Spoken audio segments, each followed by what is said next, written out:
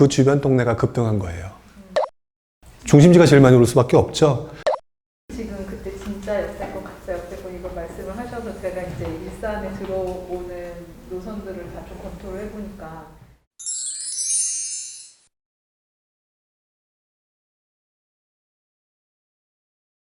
모든 지역을 똑같이 확인할 수는 없는 것 같고요. 지금 말씀하신 것처럼 일산 지역 같은 경우는 경의중앙선이라든지 대곡소사선이라든지 이거밖에 없죠. 그쵸? 근데 문제는요. 그것 때문에 오른다도 좋겠지만 예타 통과돼도 막 올랐잖아요. 그쵸? 근데 잘 보시면은 예타 통과된 곳 중에서 갑자기 급등했던 곳 기억나시죠? 수원, 호매실. 근데 그 전 단계 뭐가 있었는지 아세요? 그 주변 동네가 급등한 거예요. 호재라고 하는 것 때문에 오른다라고 해서 자꾸 공식으로 들어가시거든요. 그쵸? 그러니까 대곡소사선이 이렇게 오르니까 이렇게 올라갈 거야. 그렇게 되면야 좋겠지만 그런 경우는 별로 못 봤어요, 저는. 그게 아니라 저는 이렇게 움직인다고 봐요. 일산이 한번 움직이려면 주변에서 가격대가 오른 게 치고 올라오면서 꽉 밀고 들어와야 돼요. 수원이 그랬던 것처럼. 거기서 호매실 지구가 상대적으로 이렇게 낮아져 있던데 얘다고 던져준 거거든요. 그러면서 빵 터진 거예요. 일산도 마찬가지죠. 지금 일산을 많이 돌아다니시는 분들을 보게 되면 일산을 돌아다니는 게 아니라 많이들 안 가시죠. 그러다 보니까 호재만 보고 들어가요. 그쵸? 대곡소사선 지금 말했던 뭐 이런 것들만 보고 들어가는데 그것들은 이미 오래전부터 있어서 그 동네 사람들이 다 알고 있는 호재예요. 몰랐던 호재가 아니라 웬만큼 반영이 돼 있을 거예요. 근데 이게 밀려 들어오는 가격의 상승폭 있잖아요. 저는 그게 더 큰 영향을 미칠 거라고 보여지고요. 오히려 그렇게 되면은 사실 질문을 던지고 싶은 게 있어요. 일산에서 사람들이 제일 살기 좋아하는 곳이 어딜까요? 새로 지은 킨텍스 말고 교통 좋고 그 다음에 학군도 괜찮고 그럭저럭 괜찮고 가장 선호하는 곳 주염역 주변이에요. 일단 먼저 그런 것부터 확인하셔야 된다는 거죠. 대곡소사선 때문에 백마역이 좋다 또는 후곡마을이 좋다. 좋은데요. 지금 현재 가격이 높은 이유가 왜 높을까요? 사람들이 좋아하니까. 그 동네 사람들이 그만큼 좋아한다는 거잖아요. 대곡소사선이 뚫린다는 거 그 동네 사람은 모를까요? 근데 그 동네가 예를 들어서 주염역이 더 높다. 이유가 있을 거예요. 저는 중심지라고 하는 개념을요. 먼저 그렇게 봐야 된다고 생각해요. 이미 가격이 책정되어 있어요. 높은 가격으로. 그리고 보통 보면 그 높은 가격 위주로 올라가고 그 주변으로 번져요. 그럴 때 호재가 많은 역할을 해서 많이 올라가는 거거든요.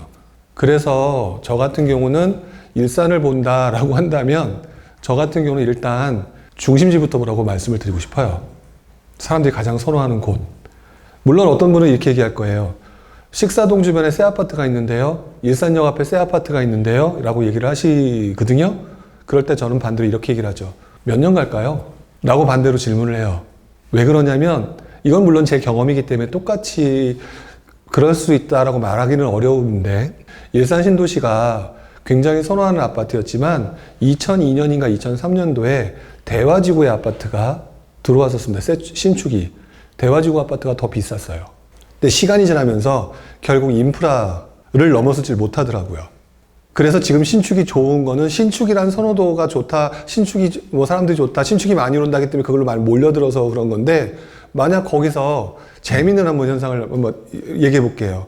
일산 신도시가 리모델링이나 재건축을 허용해 줬어요. 어디가 제일 많이 오를까요? 중심지가 제일 많이 오를 수밖에 없죠. 그렇기 때문에 어느 것을 가지고 그냥 무조건 따라 들어가는 게 중요한 게 아니라 그때 나타나는 상황, 그 중에서도 이왕이면 중심지 쪽에 해당되는 곳으로 접근하는 게 맞다라는 생각이 들죠. 물론 지금 사람들이 그 갭이 적은 풍동에 많이 들어간다거나 이렇게 하고 있어요. 갭이 적으니까 들어가는 거는 맞거든요. 근데 풍동이 일산보다 더 비싼 적도 있었어요. 예전에 처음 분양했을 때. 근데 결과론적으로 지금 와서 보면 그렇지는 않거든요. 그만큼 인프라라고 하는 부분은 되게 중요하다. 그리고 주염역을 왜 얘기하냐면 바로 옆에 뭐가 있죠? 새 아파트? 킨텍스가 있죠. 킨텍스랑 갭 차이가 얼마나 나죠? 엄청나게 나죠. 엄청나게 나거든요. 그렇다라고 한다면 갭 메우기를 어디서 할 가능성이 높은지를 한번 생각해 볼 필요는 있겠죠. 호재도 중요해요. 하지만 저는 그거보다 중요한 건 입지를 먼저 보시는 게 맞다고 봐요. 호재보다 더 중요한 거는. 왜? 안정적이에요. 훨씬 더 안정적이라는 거죠.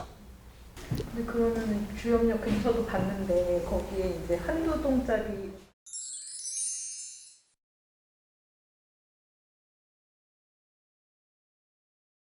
전 간다고 보는 입장이에요.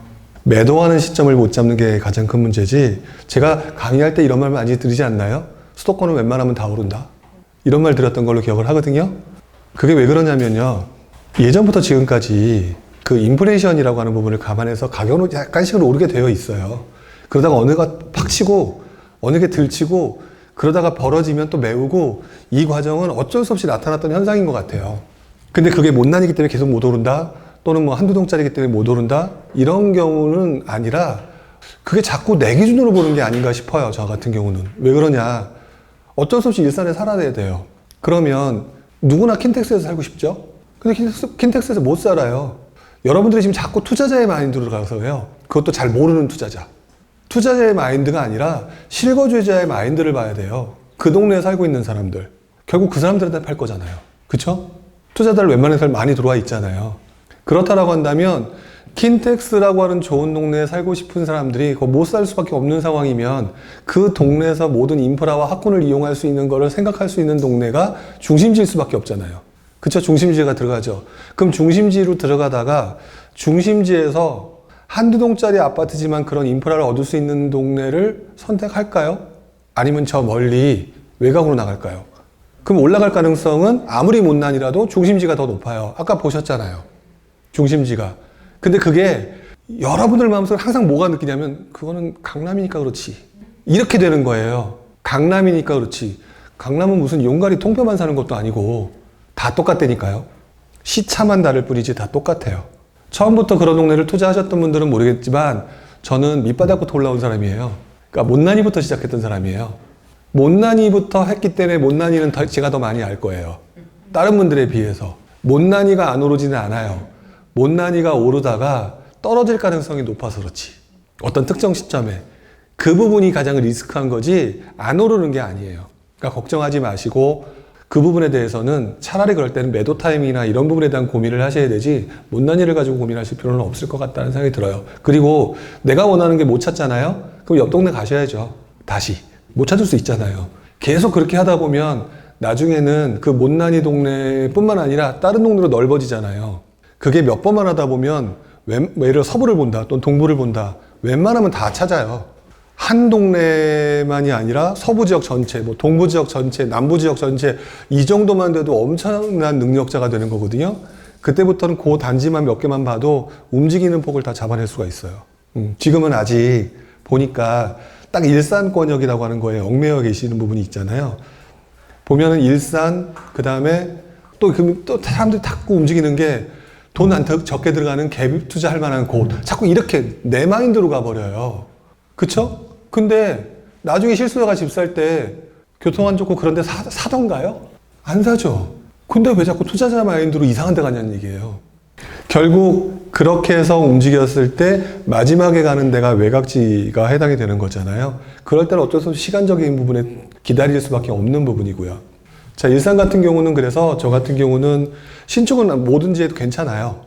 신축은 지금 현재. 근데 당연히 갭이 벌어져 있겠죠. 그쵸? 그럼 갭이 벌어져 있으면 구축으로 들어가야 되는 수가 있거든요. 구축으로. 그러면 예를 들어서 외곽 지역의 구축에 갭이 작은 걸 들어가야 된다라고 하면 그 옆에 있는 중심지를 먼저 보되 중심지가 가격이 워낙 세다. 그러면 그때는 실수요자가 못 들어가잖아요.